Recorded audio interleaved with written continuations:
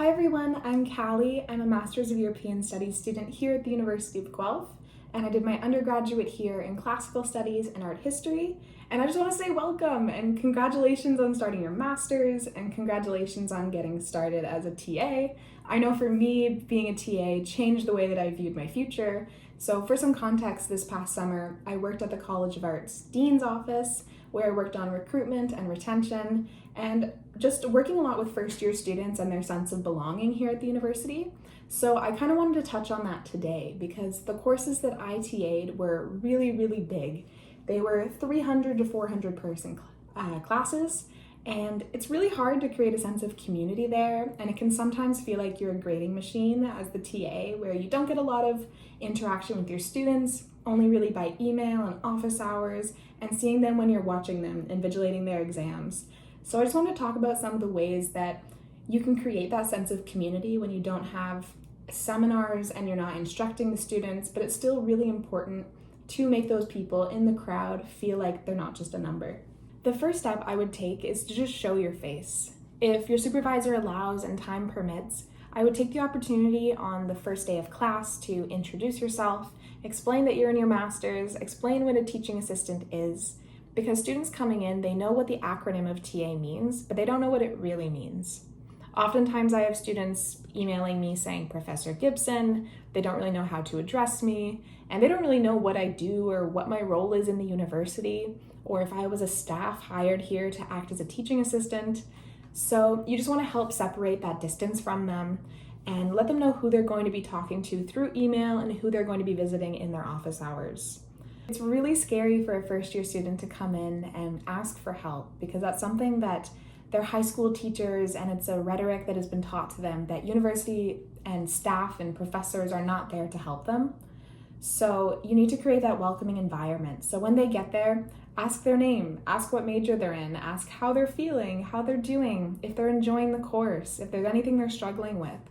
You want to humanize yourself again. You're not just someone who's there to grade their work, you're there as someone to support them.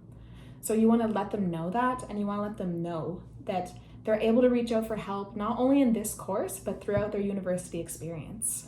The same goes for answering emails. In these big courses with 300 to 400 people, you're going to get a slew of emails throughout the semester, but particularly before tests, when assignments are due, and you just want to be kind. That would be my biggest tip of advice.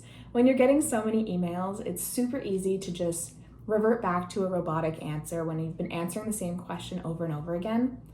But showing that little bit of gentleness and a little bit of kindness in your emails, whether it just be wishing them good luck on the test or hoping that they're doing well, it can really change how they perceive you and how they perceive communication throughout the university career.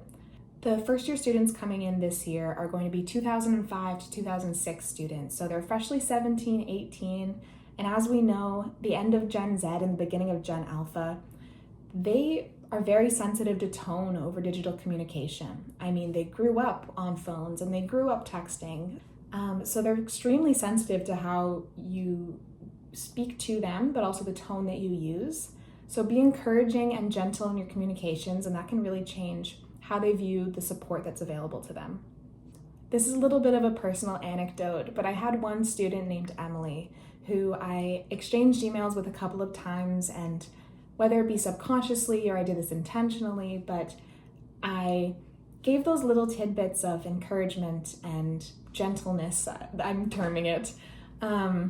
And after a couple of emails, and I'd say about halfway through the semester, she started coming into my office hours, and she let me know that she only felt comfortable doing so because she thought that I would be nice, and she thought that I would be welcoming and not judge her for not being perfect in the course and not succeeding right away.